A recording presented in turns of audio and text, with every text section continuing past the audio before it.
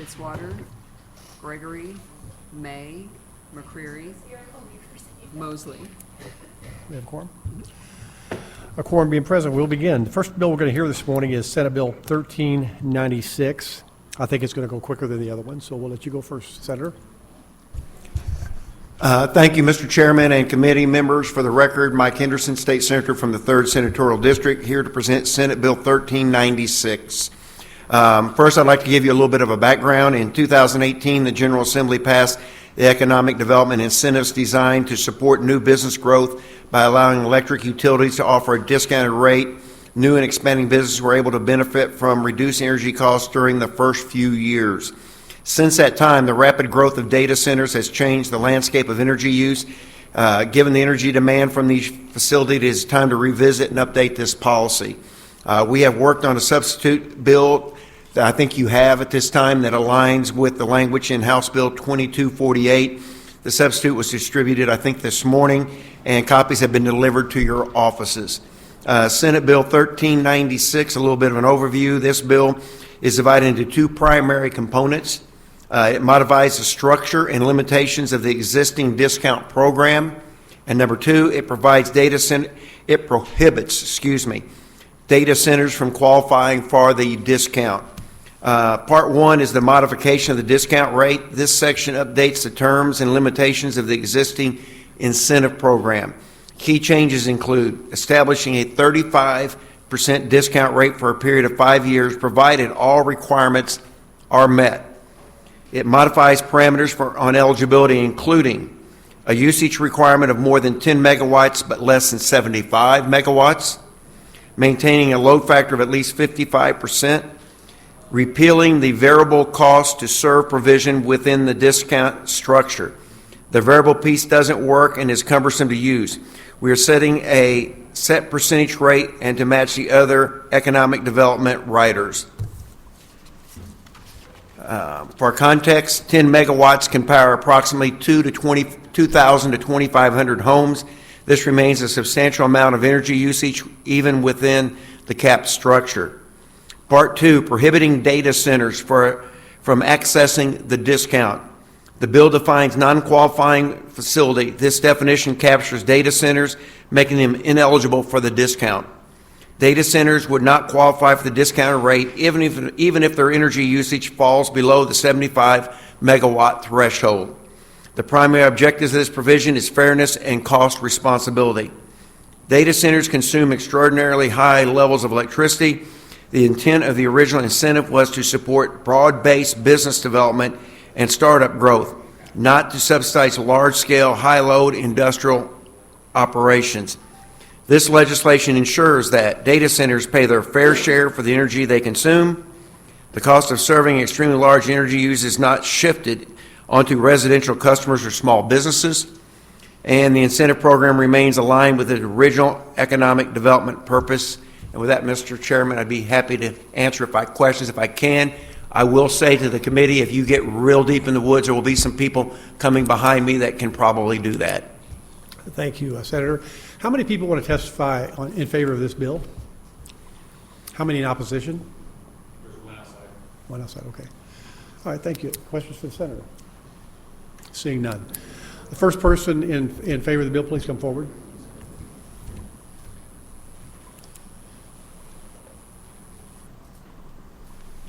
And everybody, please remember to leave a witness form and let us know who you are.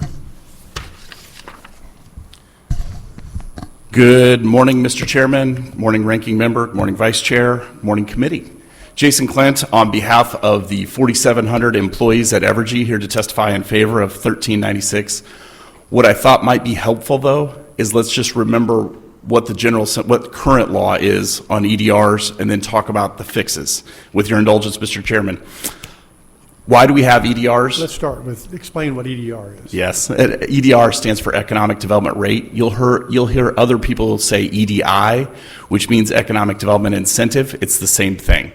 The General Assembly has passed EDRs in the past, so 2018 is when this particular provision was passed. What was the intent?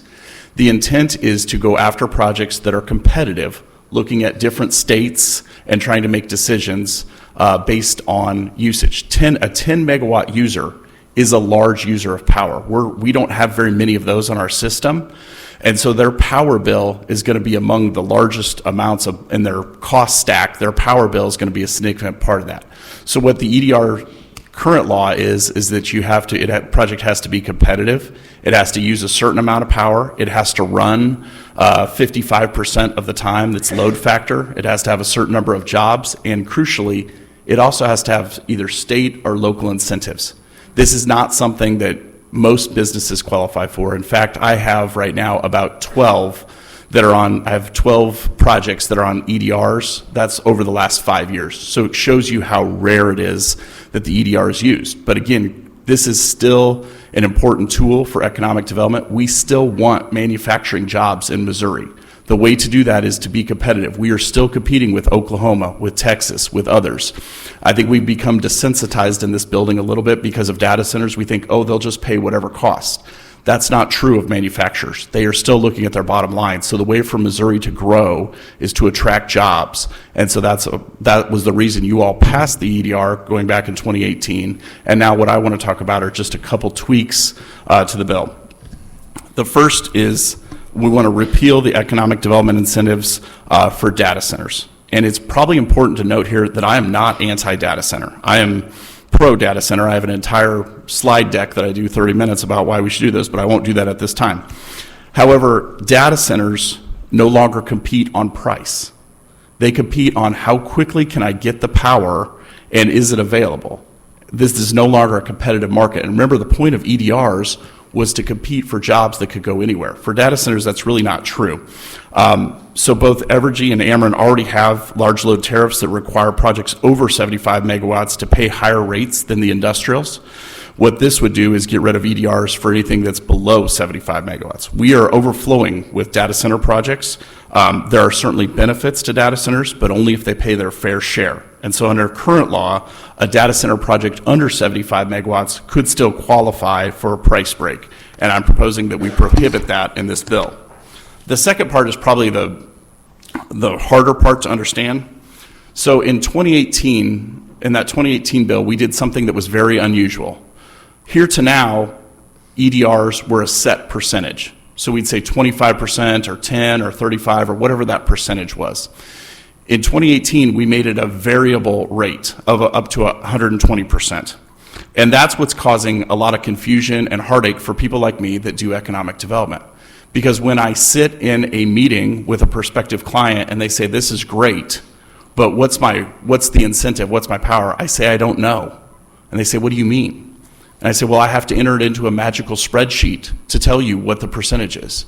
And when I do that, I get all sorts of different numbers. Sometimes it comes back as 0. Sometimes it comes back as 44%. I've seen all sorts of numbers for the EDR because it's based on a variable cost.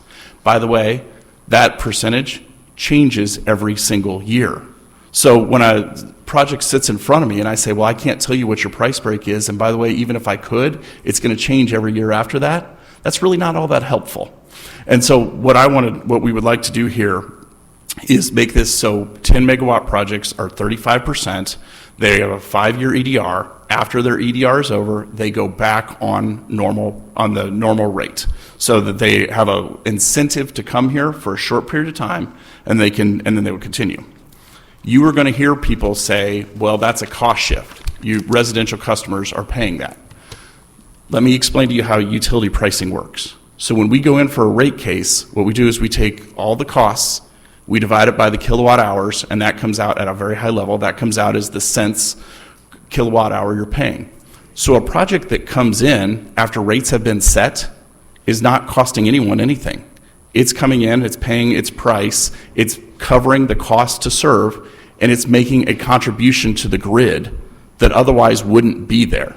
So there's no change there. Even after, let's say it's 5 years and we do a rate case and we reset rates, even then it's still not costing customers anything because they are covering their costs to serve, and they are making a contribution to the grid, a positive contribution to the grid. It is not as large as it would be, but without the EDR, that contribution would be 0. So this is a way, so when you think about, is this shifting rates? It's not. It's actually helpful to customers to have more costs being picked up by these manufacturers. That's how you reduce rates, by the way, is the more kilowatt hours you get, it drives down the fixed costs, which lowers rates for everyone. So I guess in summary, Mr. Chairman, what we're asking for here is we're just asking to change the current EDR, which is current law, to eliminate data centers from being eligible for EDR discounts, and to change the 10 megawatt and larger EDR to be a fixed percentage at 35% for 5 years. And with that, Mr. Chairman, I'm happy to take your questions. Thank you. So if I understand this right, then we all have fixed costs built into our... That's right. Every time your meter spins, you're paying a portion of fixed costs, which is why one of the reasons why large load projects are so helpful to the grid is because they help push down costs because they're reducing the fixed. But the theory of this is these manufacturers that move in and use this plan, they will still pay their full fixed costs. They do.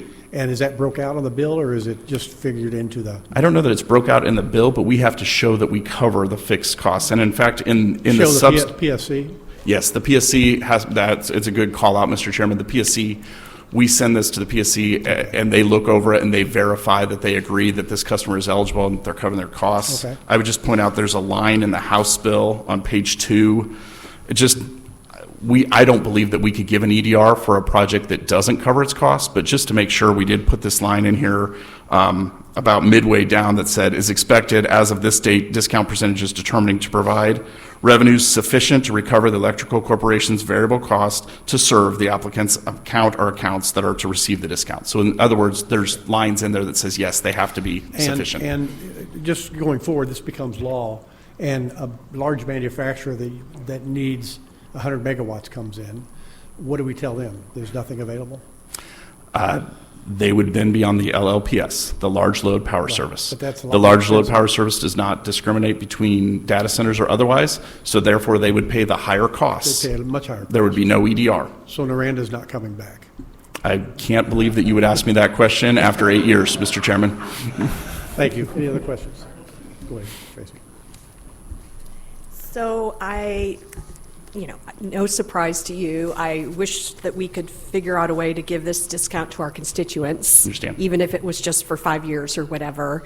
So can you just say in English and layperson's terms how this maybe will help our constituents who are really struggling to pay their utility bills right now? Yes, no, thank you.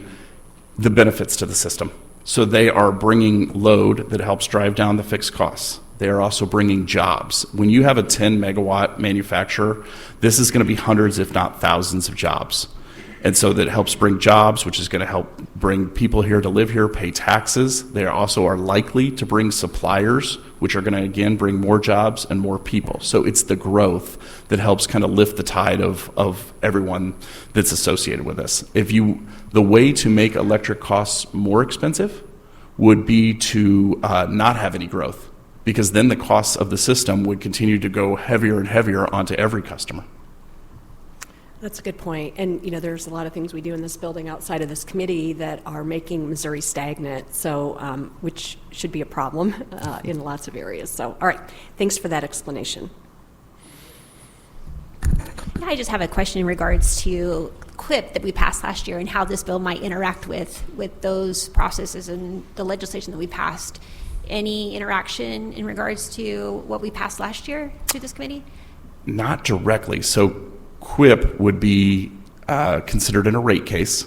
So as a part of our costs that we bring in a rate case, that would already be a baked-in cost. So that's how it passes through to customers. So it wouldn't. I don't see a direct correlation. Does that make sense? I'm not sure if it does or not, but I don't see a direct correlation to it. So just trying to make sure that we have safeguards and protections if there are any. I would like to understand how we don't have businesses that are kind of gaming the system on those incremental shifts or incremental costs. When you say gaming the system, help me understand. Well, I just want to make sure there's protections in here. Yes, you're gonna pay your full cost to serve, and you're also gonna make a contribution to the grid, and then after 5 years, you're gonna be on full rates. So this is an incentive to try and bring that growth that we just talked about. That's good. Growth is good. This is the way that we compete with people like Arkansas and Oklahoma and Texas. And again, what I said earlier is I think we've been desensitized because data centers seemingly will pay whatever. That's not true with manufacturers. They still are competing based on price. They still have, trying to keep their costs as low as possible. So if we want to compete, this is a way that helps us compete. We already have an EDR in place. What I'm just asking for is, let's have an EDR that makes sense. That when I sit across from you, that project, I could say, here's what Missouri has to offer, as opposed to, I don't know, I have to go check a magical spreadsheet. And that's where you're talking about entering all of those. Yep, you have to enter all data these. points and Yep. whatever. I'm kind of the same opinion. Down in my area, energy right now is, it's the number one topic of conversation, and we are looking at a data center coming in, and maybe what we need to do is have our citizens be able to collectively bargain for their utility rates as well. Because I'm all pro-business, but when your average citizen can't afford to pay their energy bill, and we're talking about how we're shifting the burden, there's programs in place to help those people who can't pay their utility bill, but then what happens is you shift that burden onto the rest of the ratepayers. It's becoming this bill doesn't shift. It doesn't shift. I'm just Okay. talking about in general, right? Okay. So I appreciate this isn't really dealing with that, but again, kind of talking, in line with looking at how my constituents are impacted with energy right now. I think the best way to hold down rates for your constituents is growth. And so that's what this bill does, is making sure that there is growth, trying to attract jobs to Joplin, to Springfield, and that's what helps. Large loads are what helps put downward pressure on rates. And so this bill is talking about growth and being able to have a better chance at attracting manufacturers to Missouri. Well, I appreciate the presentation and look forward to having more conversations. Thank you, Senator. One more. So the one that's in effect today, Yes. does it have a 5-year sunset on it also, or a 5-year termination? It's either 5 or 10, and I can't remember. The problem is I deal with both Kansas too, and so I can't remember. But it does have an end date. It has an end date, and I cannot remember off the top of my head if it's 5 or 10 years. I think. Any other questions? Not on the law, just on how the cut in rates. Thank you. Anybody else? Next person in favor of the bill, please come forward.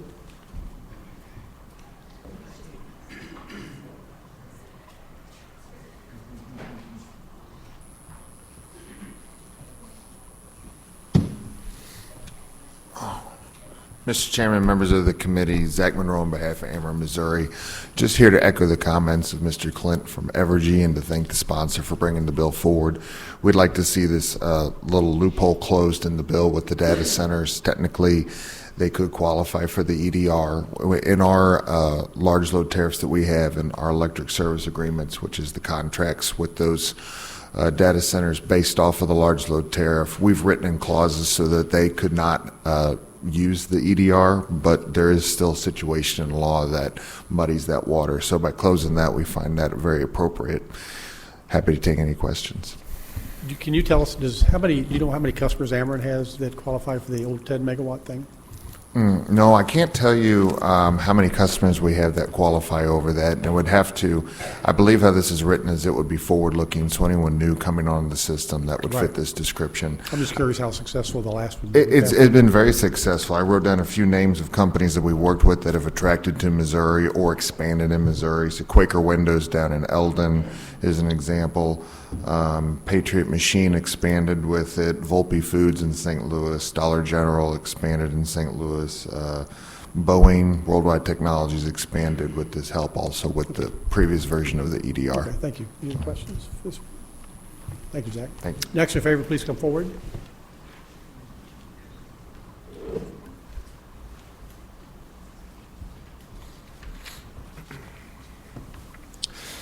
Good morning, Mr. Chair, members of the committee. Jared Hankinson, representing the Missouri Chamber of Commerce and Industry. I want to thank the bill sponsor for bringing this legislation forward, and we'll just reiterate the points offered by Mr. Clint and Mr. Monroe. This is an economic development incentive tool that, from our perspective, will bring new projects, new employment to the state and move Missouri in the right direction, and happy to take any questions.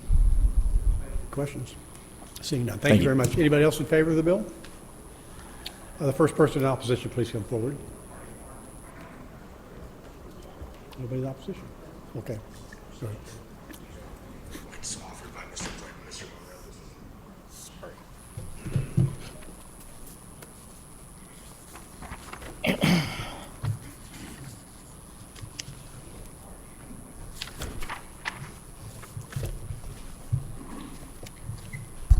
Good morning, Mr. Chairman, members of the committee. My name is Arnie C., AC Dinoff, State Public Advocate. I am very much opposed to SB 1396. Bill 1396 is, in my opinion, playing special favors, special considerations, economic deals that are not given to other businesses throughout our state. And this bill is highly driven by the six-figure lobbyists that are in this room and in this state capitol. Data centers, from hearing the bill's sponsor, I thought were originally part of this equation, but I have to believe in his belief that they're out of this bill and not part of this equation, because guess what? Data centers take up a ton of electricity. I don't like putting Missourians out there to absorb on their shoulders additional rate increases by the Public Service Commission and additional utility cost. Have any of you opened up your envelopes in the last year with the big, huge rates that went into effect in the spring and the summer for Spire, the gas company, and for Ameren UE, Kansas City Light and Power, Columbia Power, that gets most of their power from Southeast Missouri, from a consortium of municipal corporation that produce powers? This is an unfair bill, very unfair, and it reads special interest all over it and special favors for people to get richer. Have any of you heard of Magnitude 7 metals plant in New Madrid, Missouri, when the state gave away tens of millions of dollars of tax abatement, tax cuts, tax incentives, corporate welfare, and you gave bulk energy discounts? Guess what? That endeavor failed. They closed that smelter plant. I don't like the idea of these corporations getting more wealthy. Have you seen the stock options and the bonuses and commissions given to the CEOs, the CFOs, and the board of directors? It's shameful on the backs of Missourians. I could go on because I'm very passionate about standing up for my fellow Missouri men and women and children.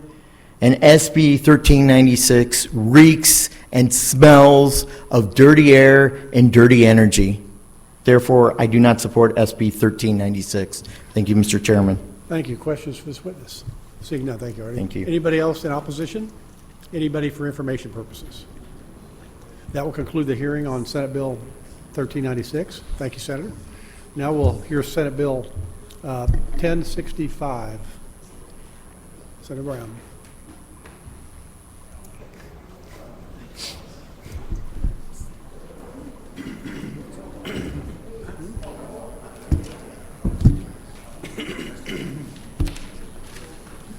Senator Brown, go ahead and start when you're ready.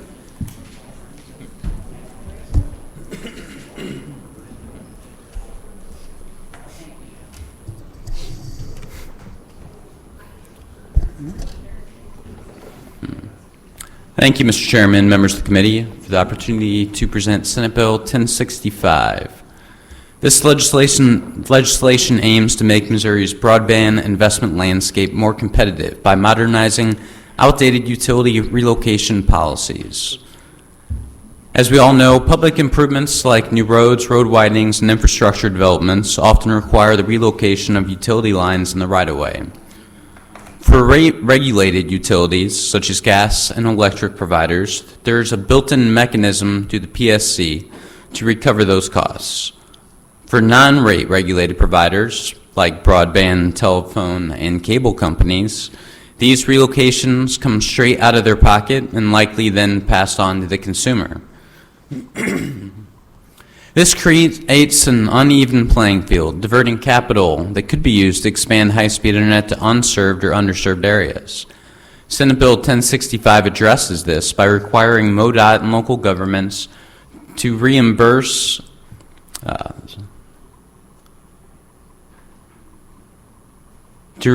non-rate regulated utilities for labor costs associated with the forced relocation. It does not require reimbursement for the equipment or assets involved. This ensures that the financial burden of projects that benefit the public at large is shared rather than subsidized by a subset of customers. Our broadband providers are key players in closing the digital divide, investing heavily in networks that connect metropolitan areas, small towns, and vast rural regions. These days, access to broadband means so much more than simply streaming videos or engaging on social media. In some areas, access to broadband can mean the difference between whether someone has access to health care, higher education, and so much more. This bill recognizes that reality and removes a barrier to further development. I followed this bill the past 2 sessions and it has passed out of committee each time, though I will note that I have listened to feedback and improvements have been made to this version of the bill. First, reimbursement is now limited to only labor costs, rather than the full cost of relocation. Second, we've added language promoting collaboration, requiring MoDOT and local governments to notify providers within 90 days of a project being scheduled. Providers would then be required to respond with maps and cost estimates within the next 90 days in order to lower overall costs and speed up completion time. Third, we added a bad actor provision. This excludes facilities placed without the proper permitting or in violation of state law. A yes vote on Senate Bill 1065 is a vote for economic growth, rural broadband expansion, and a more competitive Missouri. It reduces unfunded mandates on providers and frees up capital for innovation. Broadband drives our economy, and we can't afford to fall behind. I urge the committee's support, and I am happy to answer any questions. Thank you. Thank you, Senator. Any questions? Morning, sir. Jill Morning. Senator. I think the bill's gotten better. I think we're making headway. This is a #1 issue that comes up when I meet with county, city managers, et cetera, every year. Can I ask the question of you? And I've spoken with telecommunication industry, the charter folks and everyone. When they have to relocate, it's currently on the people that are using, like if they have to pay for it, it's on the people using that service, right? Like if charter has to move it, they might have to raise their rates for their people that are using charter service or whatever the industry is. What makes it, in your mind, okay to put this on the municipality where everyone that's a taxpayer, whether or not they're using the service, should have to pay for the relocation? Well, in this case, municipality, in this particular example, they're the ones that are making the decision to have the lines moved, whether it's for anything they see as an improvement to the area, whether that's a road widening or anything else they think would be beneficial to the city. You're looking at a situation to where broad users of, let's just say, a broadband company, it's any kind of telecommunications company, they might not live anywhere near where this project's taking place. They might not ever drive on this road. Yet right now we're asking them to essentially bear the brunt of that project. So I get your point, but I kind of see it going kind of both ways. Yeah, like I said, I definitely think we're getting somewhere on it. A phrase I've generally put back to some of the municipalities is, surely you know a general idea of a road project that is coming up when a line is getting put in. So at that point in time, I would then put on the municipality, if this line goes in and 2 years later the road's moving, you surely knew that project could potentially be coming up. So I think we're getting somewhere. I guess is mostly what I'm trying to say. I just wanted to ask those questions on behalf of some of my concerned municipalities. No, I appreciate that, Senator. Senator Henderson? I've kind of had the same experience from the senator from Saline. I think we had our State of the County Friday over there, and I ended up meeting with every mayor and city administrator afterwards, and one of the first questions they asked was concerning this. And I just think that I think they get why you're asking for this. I think the problem is they just feel like they're getting squeezed in so many places, so they're squeezing back. And I think you've made some great progress in the bill. I'd say the same thing, but I think municipalities are still feeling the squeeze too. So I'd like to have maybe further conversation. Thank you. Are you saying they brought up that before property taxes?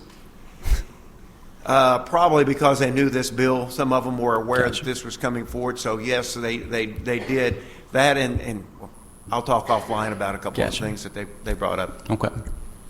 Other questions? Seeing none, thank you, Senator. How many people want to testify in favor of this bill? How many in opposition?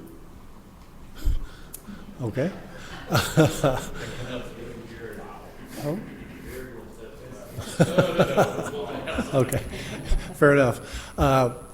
So the first person in favor, please come forward. And please remember to leave a note on there. A witness form. Thank you, Mr. Chairman. For the record, Noel Torpy with MCTA. The sponsor did a great job outlining this bill. And so it's really about a fairness issue, right? Current public policy is over 60 years old. And when that went into place, it was all regulated utilities. That is not the case today, right? The regulated utilities, when a move happens, when a city or MoDOT or a county tells them to move, they go to the PSC and they're made whole. The private companies, like broadband and cable companies, are left holding the bag. And that's really important to recognize. The cities hold all the cards. They have no financial skin in the game. And so when they tell us when to move, sometimes we're not aware of it. We have no idea it's coming. And so what this bill does is, one of the changes is, hey, they notify us 90 days before a road construction. We have 90 days to get back to them. It brings both parties together, which is crucial. It also puts financial skin in the game for the folks telling the private company to move. That's also essential. If they have no financial skin in the game, they don't care, right? Why would they? Hey, move your stuff, get out of the way, put it back on your dime. And guess what? We are going to pass it on to the taxpayers, the constituents, the folks using that service. I mean, a perfect example is, hey, my kids went to public school. They no longer use public schools. I still pay property tax on those schools. This is essential to get broadband, to make MCTA companies make Missouri a priority in getting that broadband out throughout Missouri, in particular rural Missouri. You pass legislation like this and some other bills that are moving through the General Assembly, it really helps and puts Missouri at the top of the list, like in Arizona, like in Florida, to make it a priority to spend those broadband dollars and get broadband to everyone. And so with that, I'd be happy to take any questions, Mr. Chair. Thank you. So of the companies that are in MCTA, do you have any numbers on what a road project has cost? Yeah, and I apologize. I should have said that. You know, with the new, with some of, we only pay, right, we would only be compensated for the labor costs now. It would be anywhere from, on the average, 1 to 1.5% on the average road project that we would be compensated. Because I'm thinking, for the most part, cable TV doesn't own poles. So the other companies, either electrical or AT&T or somebody is moving the pole. You guys are just moving your strand from one pole to the next. For the most part. Now, there's an expert witness that can drill down on that. Okay. But yes, and keep in mind, with the cable companies, we currently pay rent to be in the right-of-way. Yeah. I know on the broadband, most cases we don't, but for broadband, for cable, we're actually paying a right-of-way fee. Right. Also, on top of that, along with all the other permitting fees and taxes. So, but you're saying that, in general, transferring these utilities is 1 to 1.5% of the total cost of the project? Yes. Okay. Any other questions for this? Senator Gregory. For the committee, when we spoke yesterday in my office, my question was, as of last year, I think you said Arizona was the only state that had passed language similar to this. What other states? Florida as well. And what other states are you currently working on this in?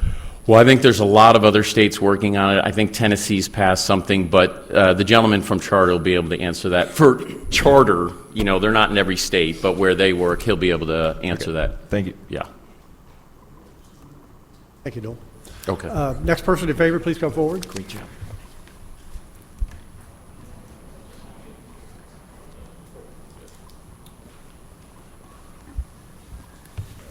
Thank you, Mr. Chairman. My name is Mike Zarilli. I am Vice President and Associate General Counsel at Charter Communications, and I am here to testify in support of this bill. I think Noel's done a nice job of laying out the general propositions we have, and I'm here really to answer any questions that you may have specifically with regards to this.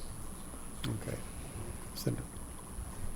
Just to get a idea, what type of money per year is this relocation, say, costing you? I'm not holding you to an Sure. exact number, but a ballpark figure of what we're talking So about. for our company last year, we spent about $2 million in Missouri. Nationwide, we're spending anywhere from $120 to $130 million. It varies, as you might imagine, from year to year, depending on the project and how often there are projects going on. No, that helps a lot. So it's about $2 million just for charter? Just for charter. Okay, Correct. thank you.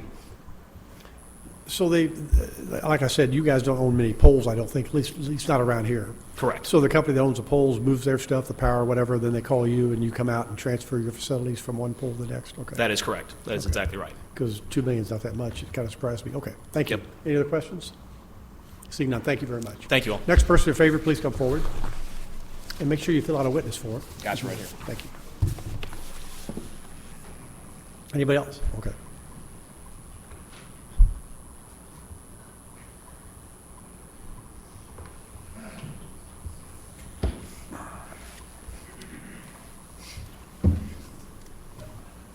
Bill Gamble, registered lobbyist to bring on behalf of the Missouri Broadband Providers Association, formerly the Missouri Small Telephone Company Group. We're small companies, telephone cooperatives, family-owned, that are in low-density, high-cost areas. Many of the people are on fixed incomes. We're providing services in the most rural of areas. We provide fiber, high quality, almost in 100%, and now they're reaching out to us to go into other areas outside our territory that aren't being served in broadband. So the cost to us is could be very significant. We haven't seen that much because we're just done the expansion, but I think in the future this could cost us money. And let's remember, most of my members are cooperatives, so the savings or the cost is to those members who are part of that cooperative telephone company providing broadband services. Thank you. Any questions? Seeing none. Thank you, Bill. Next in favor, please come forward.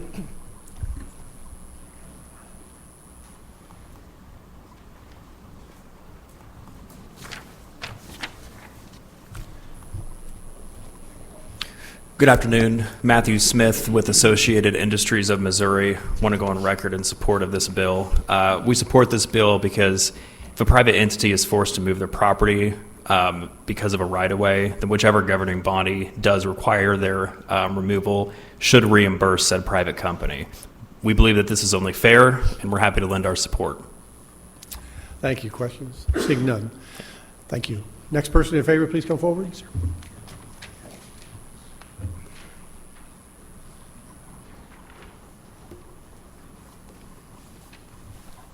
Good morning, Mr. Chairman, members of the committee. I'm Mike Sutherland, Vice President of the Missouri Electric Cooperatives Association. We have about 17 of our cooperatives have subsidiaries that provide broadband across rural parts of Missouri, and we are in support of the legislation for many of the reasons that you've already heard. Thank you. Questions? Seeing none. Thank you very much. Next person in favor, please come forward.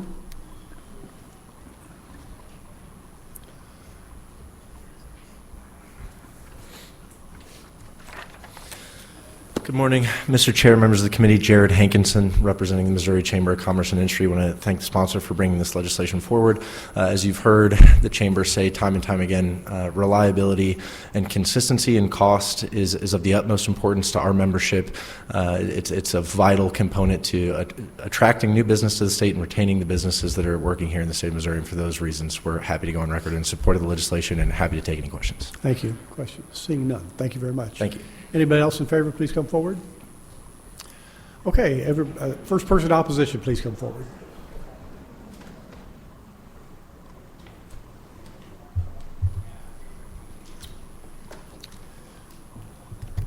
Good morning, Mr. Chairman and committee. My name is Drew Williford. I'm Public Works Director and City Engineer from the City of Mexico, and I'm against the with my witness form. A couple exhibits which will be brought up here in my discussion, and I apologize for.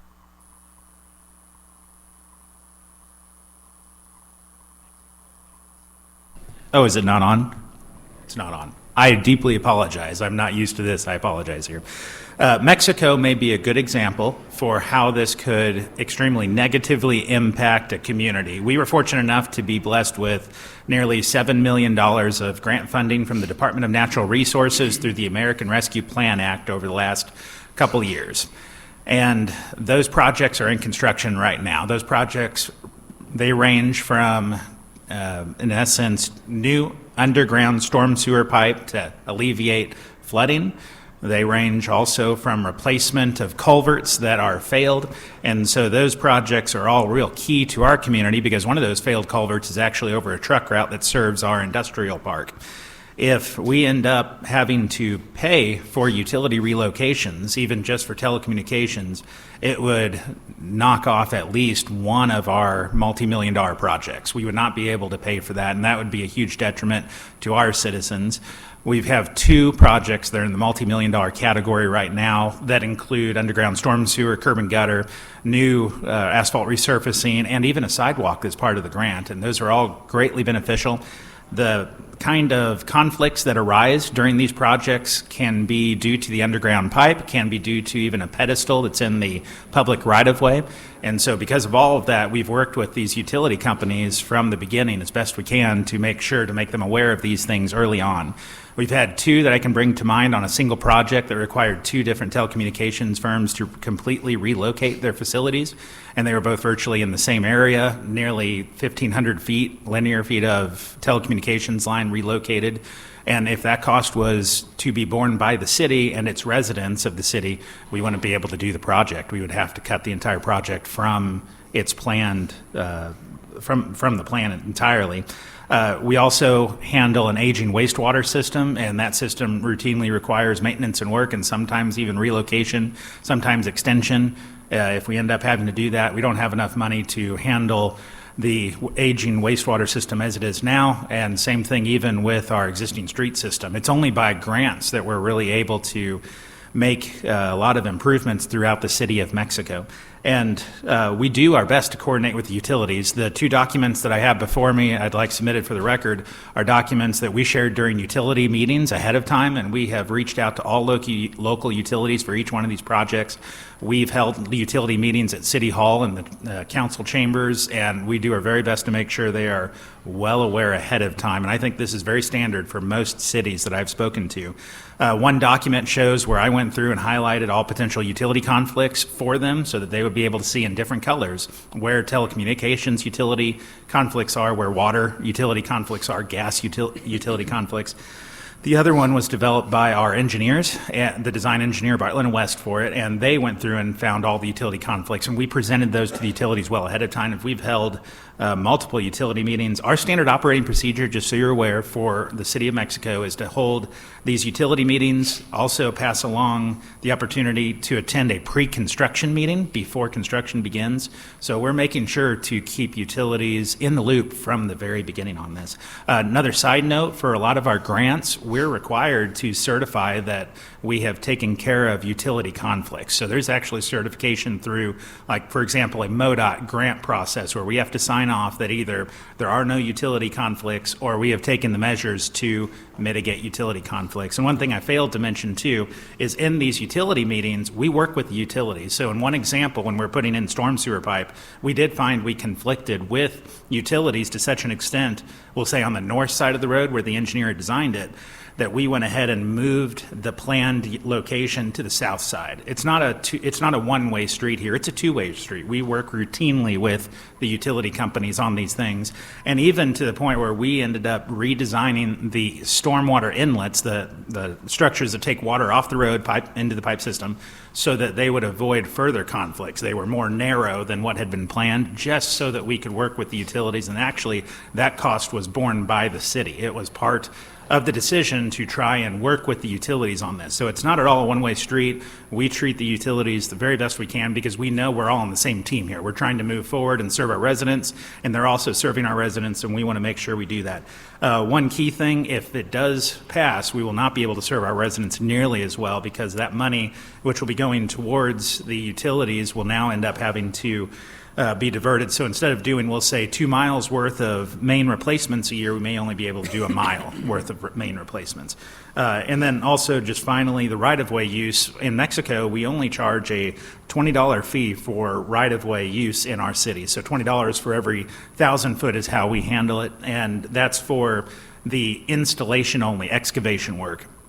After that, if you're, for example, an internet service provider, you're not paying to use our right-of-way.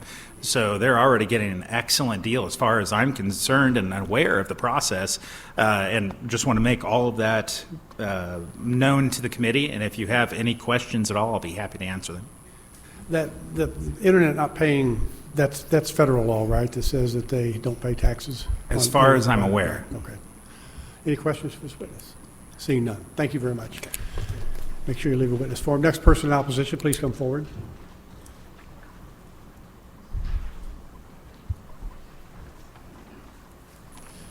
Thank you, Mr. Chairman, members of the committee. My name is Kevin Schneider. I'm the Deputy Director of Public Works for the City of St. Joe, Missouri. I would like to say, first off, I'm going to say ditto to what the gentleman from Mexico stated. We, just like them, we work closely with utilities. Beginning of each construction season, we meet with any that are willing to talk about our coming projects. They show us their coming projects. Much like Mexico, we have redesigned projects in order to facilitate getting a project through if there's a lot of utilities in the ground. St. Joe recently, the last 2 or 3 years, has experienced it started with 3, but ended up being 2 companies come in and put fiber all over the entire city. That has been a really bad experience. What we found is there's a lot of these pedestals and fiber junction boxes are placed in right-of-way and following regulations, but they are placed as close as they possibly can be to infrastructure such as roads and sidewalks.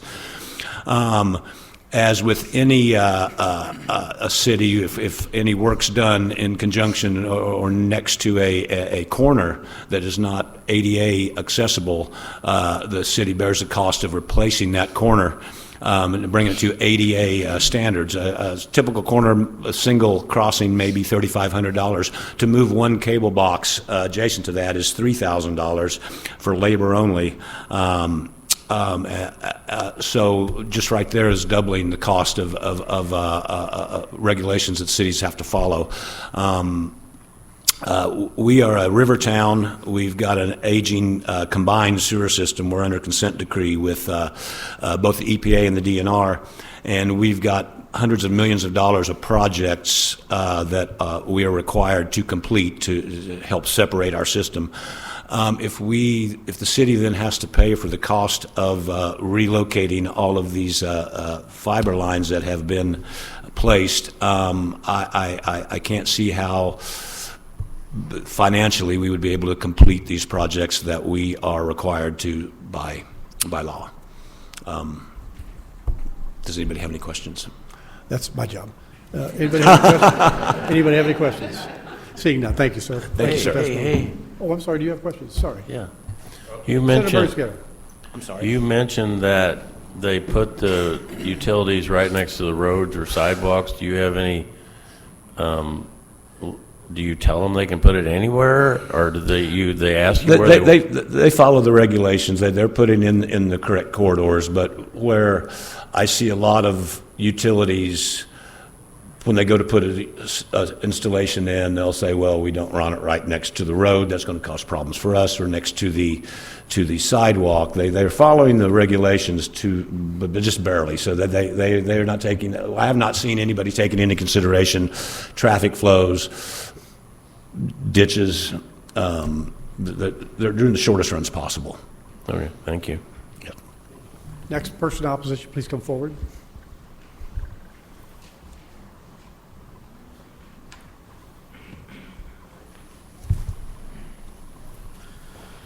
Thank you to the committee and to the chair. My name is Brandon Rudiger. I'm the city administrator with the city of Holt Summit, just about 5 minutes north of here. Small community, about 4,400 people. Some of the comments that we're hearing regarding the bill are geared around communication, and I can't disagree with some of them, right?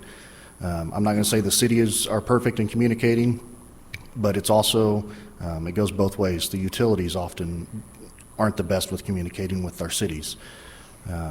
Just 2 weeks ago, we had a fiber contractor in town putting in fiber. There was no communication from the utility he was working from. They didn't get any permits. They didn't get any licenses. They didn't submit any plans. And when I went out to contact him, because I personally did, you know, he wants to put all the blame on the utility, and I told him some of this comes on you as a contractor, right? But the point is, the utilities don't reach out to the cities. A lot of times they can come in and be in and out before we ever know it. And as a city, when we do projects, it is very difficult for us sometimes to get a response from the utilities. Prime example, for the last year, we've had 2 utility lines, broadband lines that are overhead that are low hanging. One of them's in front of the fire protection district station, you know, and the chief calls me all the time saying, hey, can you get a hold of somebody to come raise this line? Because we're going to end up catching it with a ladder truck or something coming out, and it's going to rip it down. You know, so we as a city try to be proactive and help protect these utilities investments, right? Because if that line gets ripped down, it's going to cost them even more to come out and replace it. But we don't get any response. Or we'll call somebody and then they'll be like, we need to call this person. And it's this constant circle. So there's no centralized point of contacts for a lot of these utilities that makes it very, very difficult for us to communicate with them. We just did a large sidewalk expansion project down South Summit Drive with MoDOT. During that process, our contractor uncovered an underground telephone line. We tried to contact all the utilities that we knew of, and they said, well, we came out and located everything, you know, and they wouldn't even send somebody out to come look at it. So then we're forced, you know, basically to do what the contractors have to do to complete our project, not knowing what kind of interruption we're going to cause to that utility. And again, it's a two-way street. Communication is always two ways. It's other cities, you know, have the public hearings. We do the same. Everybody's always invited to those pre-construction meetings to try to identify the problems. It's just very difficult from our standpoint as a city to communicate with some of these larger providers that don't have local points of contacts or centralized points of contacts. The other thing I would mention, there's been some discussion around the cost. You know, as the previous gentleman have stated, we cannot charge a fiber company under state statute a linear foot fee to install fiber in our right-of-ways. The most we can do is charge them a permit fee to come in and do that. And so for our cities to have to bear the cost to then move those when we can't even collect a fee to have them installed it's a problem. You know, every session we hear from property taxes to sales tax cuts. I mean, there's always discussions about cutting taxes and funding. I don't remember any sessions or on a personal level getting any bills from my broadband provider saying, hey, we're going to cut your bill because, you know, we've just got too much money laying around. And so as a city, if we're facing these cuts from all of our funding sources, it's going to come down to a point of we have to decide on projects now whether we can make improvements for our citizens and our community because of the lack of funding, because we can't afford to relocate these utilities as a part of those projects. So, you know, I think there's got to be a happy medium. I'm not saying that just absolutely not. I think communication is a key, and if we can find a way to fix that, I think it would help both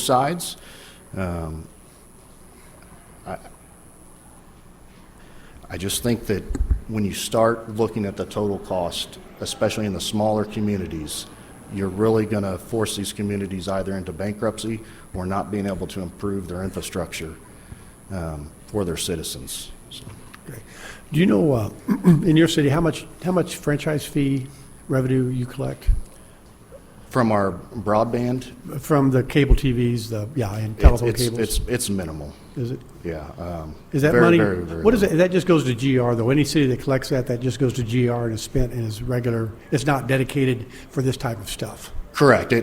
Our franchise fees, the only franchise fee that we have that is dedicated to a specific fund is from our trash service, because that's written in our contract that franchise fee has to go towards road improvements. And, maybe that's something that could be a solution is if that state statute that prohibits us from collecting any kind of a linear footage fee, maybe that could be looked at to be reworked to where, hey, there's fees that could be allowed for that, but it has to be set aside, towards future improvements. So I know that's not the scope of this committee, but there's solutions, I think. Did you want to say something, Mike? Okay. Any questions? Seeing none. Thank you very much for your testimony. Thank you, sir. Next person in opposition, please come forward. And as we're moving through this, a lot of things have been said. The point's been made. If it has, just kind of move on, if you would. Good morning. Good morning, Mr. Chair, Senators. My name is Doug Wesselschmidt. I'm the Public Works Director for the City of Grandview, which is in Jackson County.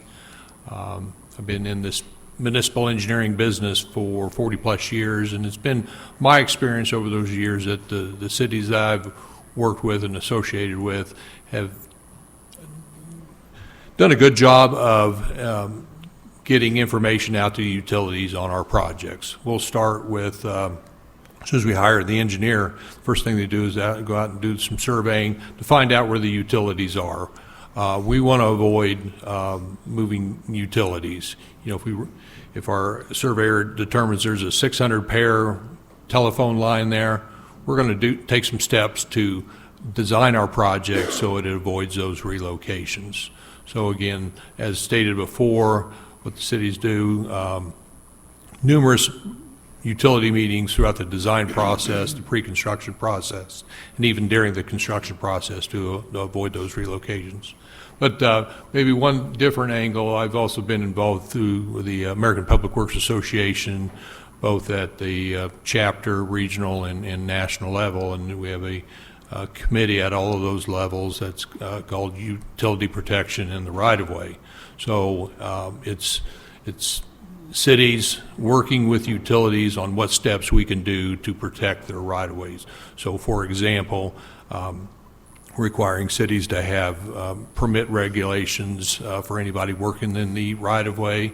It's generally not to protect our road or our sidewalk or our curb, but the permit process is there to protect the utilities. So seeing that that company or that individual that wants to dig up that right-of-way is one, getting their permit, calling utility locates, and we have inspectors that are watching that work. Because we're out there protecting the utilities, and I think we should get credit for that.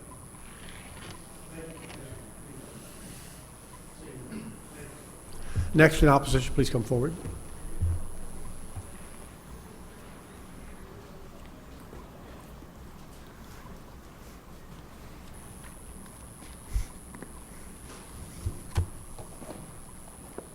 Thank you, Mr. Chairman, Committee. Kyle Brimmer, Jefferson City Public Works Director. Also here representing American Public Works Association, Missouri Chapter. Our Missouri Chapter has about 650 public works leaders throughout the state, and our association is against this bill.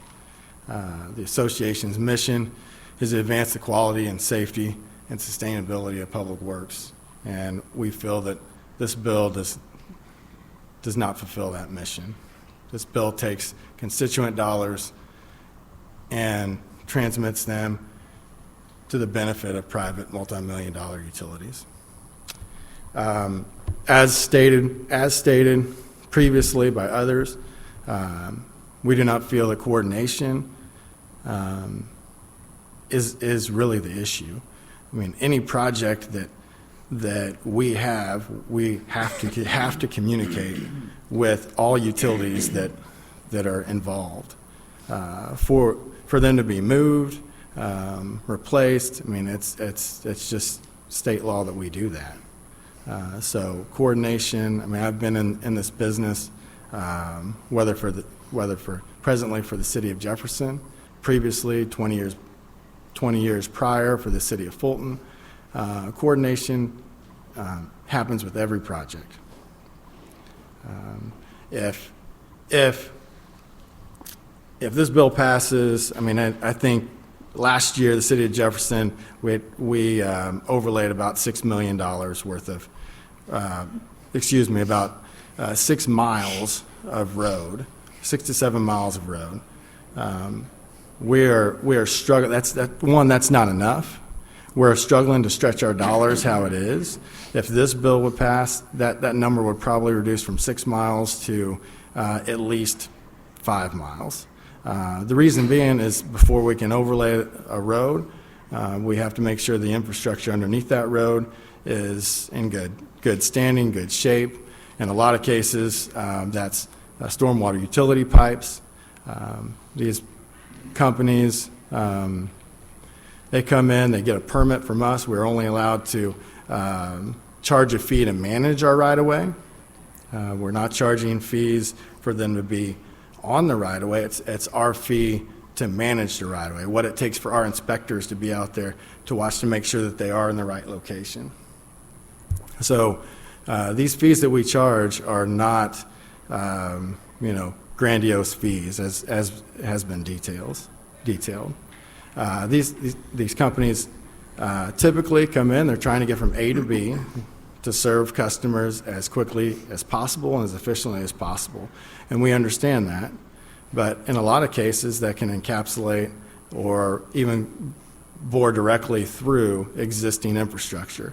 We're talking about projects that may happen. I mean, there's infrastructure that already exists, that from stormwater pipes to stormwater inlets, other infrastructure that already exists, that if it's easier to serve customers to get from A to B on public right-of-way, that there is no expense for them to be on other than a permit fee for us to watch what they're doing and make sure that they're doing it properly. I mean, there's a mechanism if these companies do not want to move, they can get their own easement to do it. Presently they're using public right-of-way to get from A to B, and now this bill would provide them to basically have their cake and eat it too.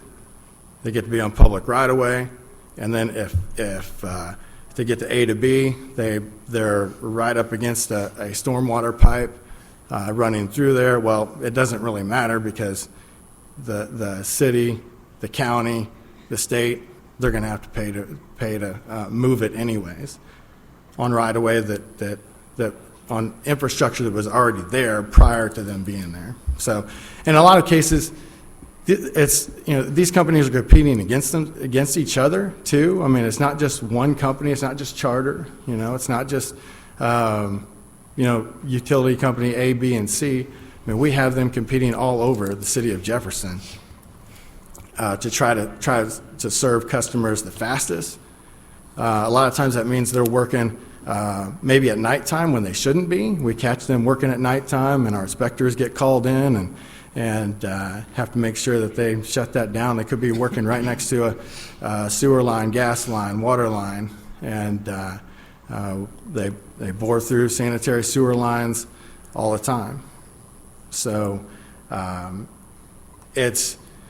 I know I'm making it sound like an us against them. It's really not that way. It hasn't been that way because of how it's designed. So again, I would encourage you to vote against this bill and the next one that's like it, because there's enough private dollars involved. There will be a next round of this after this one. Now, as far as you said, you made a comment about they might put it, if this happens, since they don't have to pay, they might put it close to a storm drain.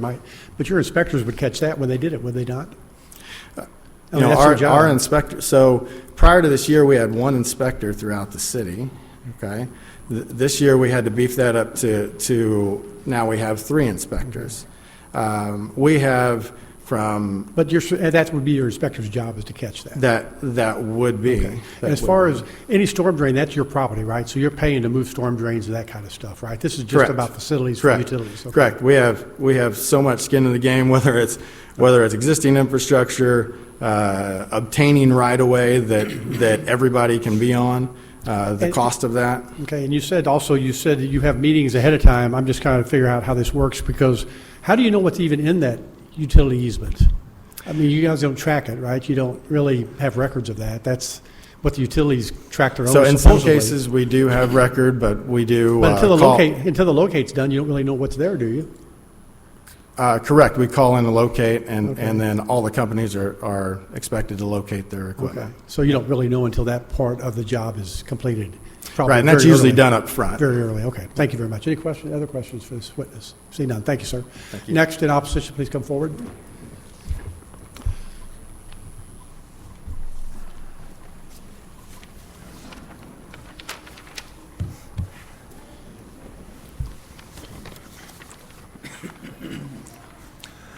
Good morning, Chairman and Committee. My name is Dustin Kessler. I'm the mayor for the city of Morrisville. And Morrisville is a fourth-class city in Polk County of about 400 people. And not only can I speak for my community, but also for about another 400 to 450 other communities that's also our size. So to give you some perspective on my commitment to my town, I was first elected as an alderman in 2008 when I was 21. I took over as mayor in 2020, and I'll be 40 this July. I have spent nearly 2 decades, almost my entire adult life, trying to solve the same basic infrastructure problems for my neighbors. I'm here today because it feels like our small community and others are under a financial squeeze all the time. 2 weeks ago, I was here testifying against a food sales tax repeal that would cost my town about $30,000, or 30% of our general fund. And we have an operating budget combined with water and sewer of about $380,000. Now, Senate Bill 1065 wants to hand us another hurdle. We provide the basics: streets, sidewalks, water, sewer, and law enforcement. We are currently facing a lawsuit regarding sidewalk neglect, something that we want to fix but lack the funds for. If this bill passes, the cost of moving a fiber line, the boxes, or any part of the infrastructure that runs along our main highway and also several of our city streets is going to cost the taxpayers more money that we don't have. And these lines belong to multi-million-dollar corporations, and it would kill any safety project we have in the pipeline.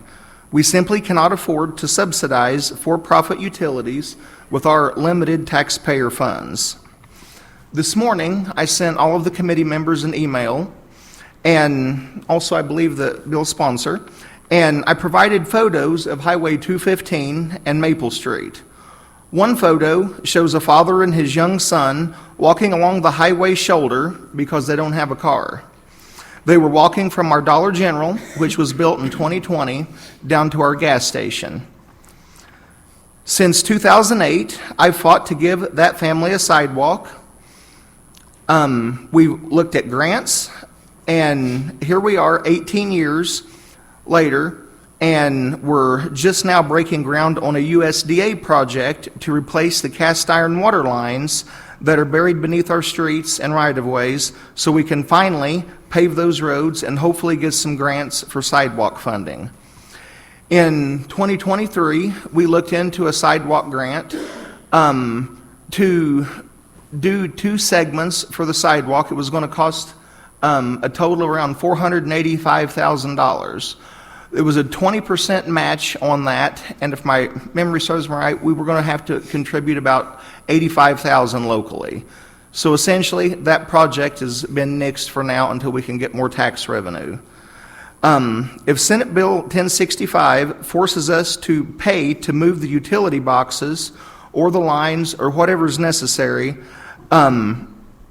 this is going to essentially eliminate our projects.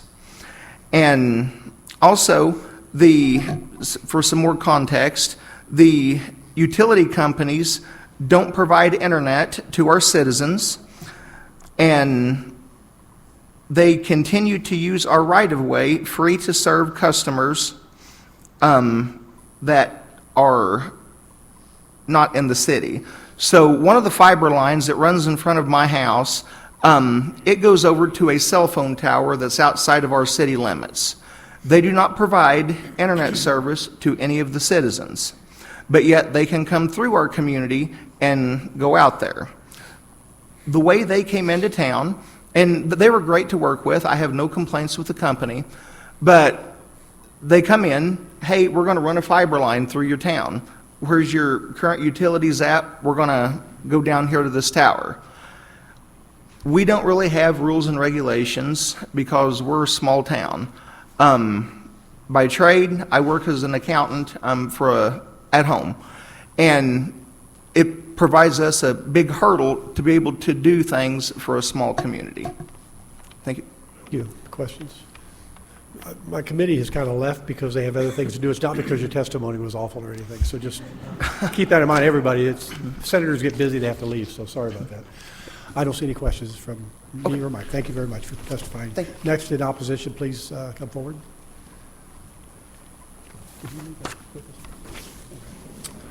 Good morning, Chairman and committee members. My name is Adam Dorrell. I'm with the Public Works Director for the City of Kirksville. I had a whole thing typed up here, but most people, they've already talked about a lot of them, so I'm going to hit just a couple things that are a little bit different for Kirksville.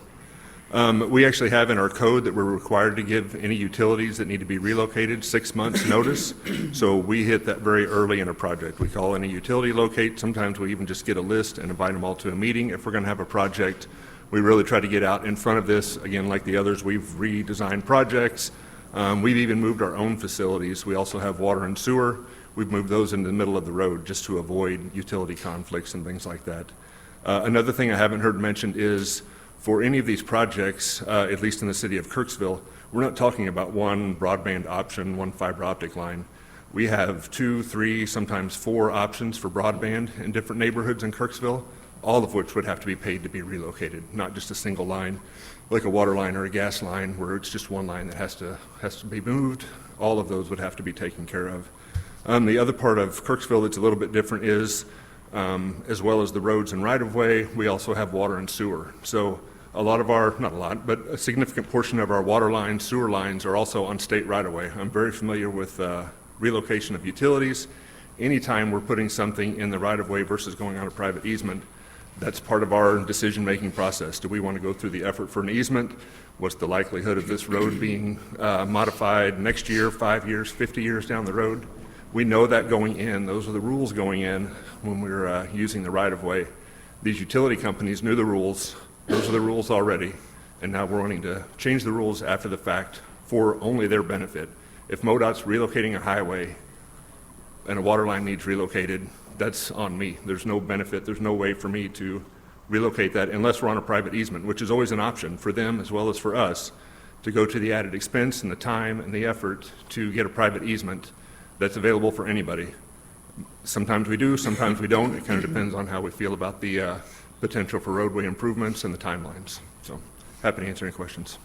Thank you for your testimony. Mike, questions? I see none. Thank you, sir. Thank you. Next in opposition. How many people are left to oppose? Okay. Could you make your testimony? I think most things have been covered, so if you just let us know where you stand and hit the high points, we'd appreciate it. Mr. Chairman, members of the committee, Brian Bernsker here on behalf of the Cole County Commission. I had some stirring testimony I was going to provide, but I know neither one of you care what I have to say, so I'll keep it brief. Our Public Works Director, Eric Larenware, couldn't be here. I did submit his testimony into the pile for you all to consider, and we obviously have very real concerns with what this would do in terms of the costs. Thank you. Thank you. Next in opposition, please come forward.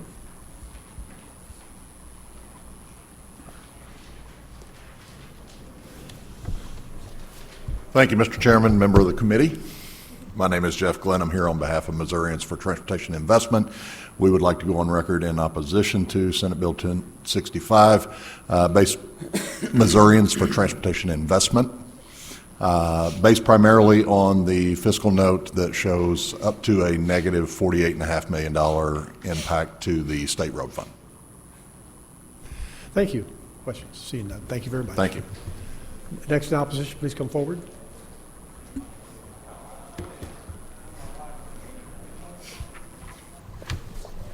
Mr. Chairman and member of the committee, I'm Morgan Mundell with the American Council of Engineering Companies of Missouri to go on record in opposition against the bill. Thank you for your testimony. Mike, do you have any questions? Seeing none. Next in opposition, please come forward. Thank you, Mr. Chairman. Senator Tom Dempsey, registered lobbyist for St. Charles County, Garden Prairie, and the City of Lake St. Louis. I want to go on record in opposition to the bill. Thank you, Tom. Any questions? Seeing none. Thank you. Next in opposition, please come forward.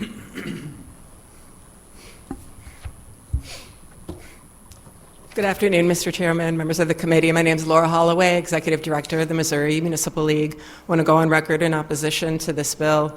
You've heard a lot from cities today about how they are trying to work with broadband companies, and they'll continue to do so. At the end of the day, we want successful projects, and it needs to be a two-way street.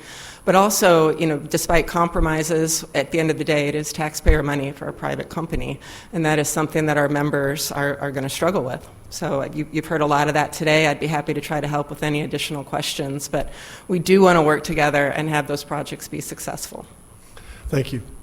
Mike, you have any questions? Seeing no questions, thank you very much. Next in opposition, please come forward. Thank you, Mr. Chairman and member of the committee. My name is Rebecca Eichelberger on behalf of the Missouri Association of Municipal Utilities, and also want to go on record in opposition to this bill. Thank you for your testimony. Thank you. Next in opposition, please go forward. Mr. Chairman, members of the committee, Michael Grote, registered lobbyist appearing on behalf of Boone County, Missouri. We also are in opposition to this legislation. Thank you. Next in opposition, please come forward. Good morning, Steve Allers, Missouri Association of Counties, in opposition, similar reasons that you've already heard. I appreciate that. Any questions? Seeing none. Susan Henderson Moore, representing the City of Columbia. Just want to go on record in opposition. Thank you. Next in opposition.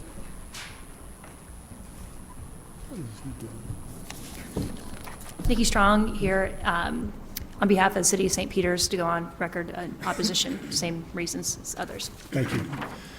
Next in opposition.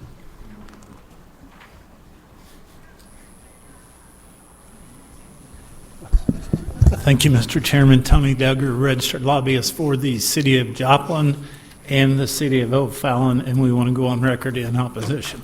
Thank you, Tony. Questions? Seeing none. Next in opposition. This may be a record. Thank you, Mr. Chairman. Jeff Brooks, registered lobbyist for the City of St. Charles and the City of Chesterfield, also for all the same reasons. We'd like to go on record in opposition. Thank you for your testimony. Next. Mr. Chairman, here on behalf of the City of Maryland Heights and St. Louis County, want to go on record in opposition to legislation. Thank you. Thank you. Questions?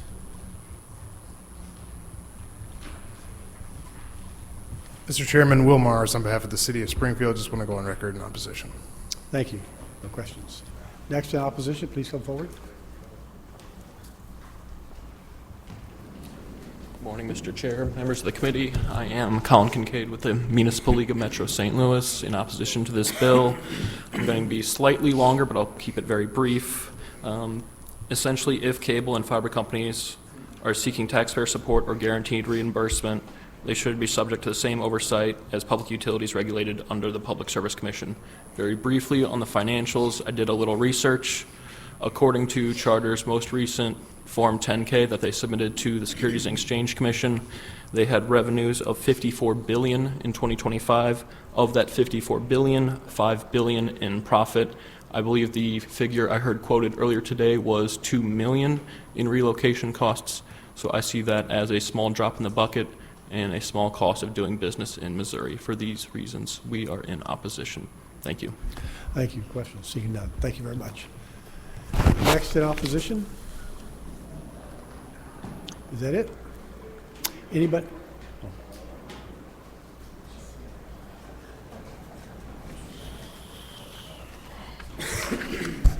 Thank you, Mr. Chairman, members of the committee. My name is Arnie C., AC Dino, State Public Advocate. This is definitely a special interest bill written all over it. Cost to all Missourians. Utility removal and reinstallation, they want it done for free on the backs of Missourians. This is a part of doing everyday business, the cost of operations. This is special interest, corporate welfare, and it just keeps going on and on. I've fought this 3 or 4 times in the General Assembly thus far this year.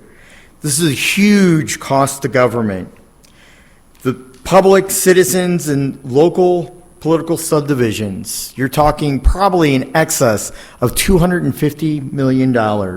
MoDOT alone, I believe the fiscal note will cost MoDOT $50 to $60 million for relocation fees, which means we as citizens aren't going to have the maintenance, the operations, the daily duties of MoDOT, and it's just hypocritical.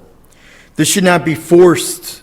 We should not be forced as political subdivisions and the state to pay the way of the private sector. This will place a huge burden, and you're going to increase our Missourian tax rates, our tax levies. This bill makes the top 5 of the worst bills this legislative session. Common sense, senators, common sense. Do not listen to 6-figure lobbyists who control some of you, represent your 250,000 citizens, not corporations, and giving out greed and corporate welfare. This will bankrupt several cities, several villages, several townships, and be a huge burden not only on counties, but the state of Missouri and MoDOT. It's clear from the testimony of the noes. It's clear in all the other 3 bills. This bill, 1396, is not good for our 6.2 million Missourians, and it should stop right here and be dead in its tracks. Thank you, Mr. Chairman.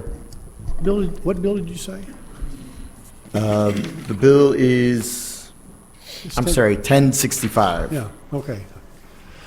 All right, thank you for your testimony, yes. Thank you. Senator Bernstein. Should we listen to the 6-figure lobbyists that agree with you? Could you say that again? Should you listen to them? You said don't listen to the 6-figure lobbyists, but some of the 6-figure lobbyists actually agree with you. You're probably right. Probably. I'm sure the cities, towns, and villages and counties and MoDOT are in full agreement with me also. But I watch these lobbyists come to offices, and they're pretty good schmoozers. So they kind of sell a lot of good bills or good goods because they're paid high to kind of market and sway you one way or the other. Are you through, Senator? Good question. Thank you.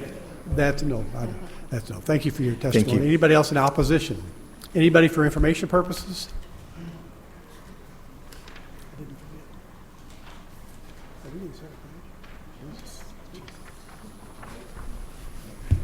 Good morning, Mr. Chairman, Senators. My name's Eric Schrader. I'm the Deputy Director and Chief Engineer at MoDOT. And a couple of clarifying points. So the state of Missouri provides 34,000 miles of utility corridor, actually about 70,000 miles of utility corridor in Missouri. That utilities are used, it's along both sides of our highways, and utilities use that at no cost.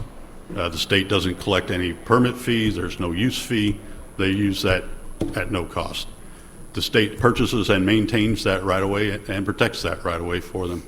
Currently, the Code of State Regulations, Chapter 7, Section 10, spells out in great detail when utilities are reimbursed for relocation. We recognize when utilities are on private easements, private property, we recognize that property right, and we pay for their relocation accordingly. But when they're located on the state's property, we do not currently. That is my information. I'm proud to answer any questions you might have. How much, do you know total how much private easement you deal with? In the state of Missouri. So all 34,000 miles of our roadway have a utility 6-foot corridor on both sides. Right, but that's the public. I mean, that's what? That's just the state highway system. Right. When you said private easement, you do reimburse, so. I don't know about private easements. Okay, thank you. Thank you for your testimony. Anybody else for information purposes?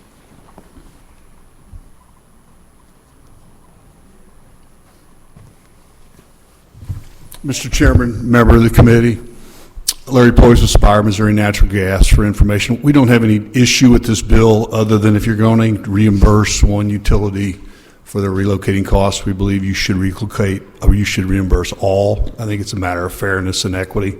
We also understand at Spire that there's a long history of understanding that if you're in the right-of-way, you're in that at no expense, but if the right-of-way moves or there's changes to that right-of-way, that's on us.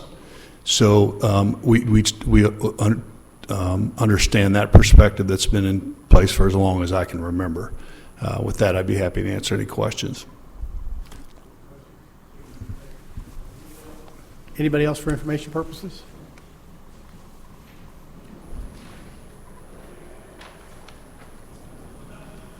Good afternoon, Mr. Chairman, Senator. John Hensley on behalf of the Missouri Energy Development Association, echoing Mr. Poyce's points. We don't have particularly strong feelings about this bill either way, but if it is to move forward, I think it's only fair that it applies to every utility and not only select utilities. Thank you. Any questions? Seeing none. Thank you for your testimony. Anybody else for information purposes? All right. Well, that will conclude the hearing on Senate Bill 1065. Thank you, Senator. And that will conclude the hearing this morning or this afternoon.